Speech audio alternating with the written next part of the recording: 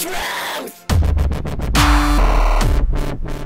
Hey everybody, you're watching the Monday episode of CCS. My name's Cody and you're watching that Christian news show thing that I do. And right off the bat, I just wanted to apologize for 10 minutes of the 15-minute vlog that I did yesterday because that's so long. And I could have sworn it was like 5 minutes, and I'm like, no worries, but I talked forever. So as of Sunday, when I'm recording this, got like 46 views. Pretty cool. So thank you to the people who watched it. It meant a lot to me. Serious Cody means talkative Cody, who talks forever. And it wasn't really all that serious. It was me trying to get words out that didn't really make sense out loud. So I just wanted to apologize for that because it was so long. I promise that won't be that long again. I'm actually going to time myself and make sure they're like 4 minutes long-ish. So anyways, I hope you guys had a merry time celebrating Jesus' birth, and we can get on to our first news story. And our first story is kind of sad.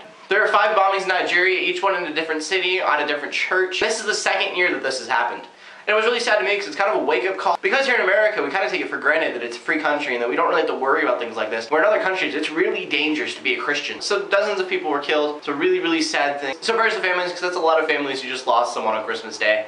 It's really, really sad that this had to happen. And news from that same continent, there's a man in Libya named Joshua... I can't figure out the pronunciation of his last name, even though it's a really short word. But anyways, he was a warlord who killed 20,000 people in his life, and he was just saved recently. They're making a documentary about it because this guy was one of the most feared people in Libya. Because this guy has decided to change his life around completely and become an evangelical Christian. I mean, this guy was rich, he was a warlord, and now he just wants to live for Jesus. It's kind of a bittersweet moment because that's a lot of people that he killed over the years. And I know in a humanistic view, nothing really makes up for that. But it's kind of this true sign of forgiveness that we have to give him, that he's actually changing his ways. And a lot of people may say that he'd be better off dead. But if he's actually going to go out and benefit the world, and that's one more person that's benefiting the world that other people aren't doing. So in that way, it's this bittersweet moment. It's really, really cool. This guy found Jesus, and then he wants to live for him. If you guys know anything about Paul in the Bible, he was actually a murderer of Christians. And he killed tons and tons of Christians. That was his job for his life. And he became one of the biggest writers of the New Testament because of all of his journeys that he did after he was saved and became a Christian. So in that way, you know, one of the most foul people can do something so great for his world. I don't know the story behind it, but the title of the documentary is The Redemption of General Butt Naked.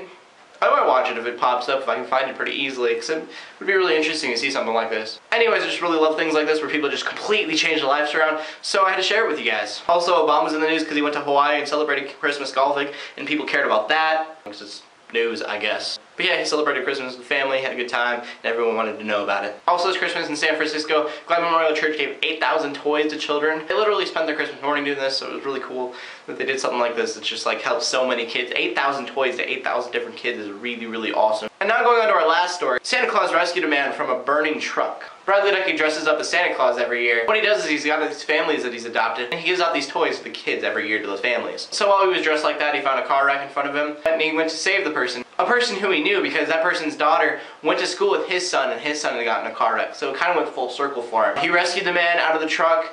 The door of the vehicle was stuck, so he had to pry the door open and get the guy out, just in time before the engine completely blew up. He also saved from the other side of the wreck and these other cars also. And Brad used to be a voluntary fireman, so he kind of knew what he was doing. But it was really cool because on the video, link in the description below, you actually see Santa Claus going and rescuing somebody, and it's just this guy in a Santa suit going and helping him out. So pretty much the coolest thing I've ever seen Santa do. And that's all our stories for the day. So the question of the day is, what's your favorite thing that you got for Christmas? Was it a jetpack, which you wouldn't get unless you watched all 15 minutes of my vlog, which I had a hard time doing? Either way, leave a comment in the comment section below with your answer. And of course, if I get 10 or more subscribers to answer the question of the day, then I will give out a free $10 C2A gift card to one of those people. Pretty awesome. And from that, we go to the verse of the day. And the verse for today is 1 Corinthians 1:27. And God chose the foolish to shame the wise, and God chose the weak to shame the strong. And that's all I really found interesting in the news today. So in closing, haters keep hating, Christians keep praying, and to everybody, like and subscribe. I will see you Thursday, and God bless.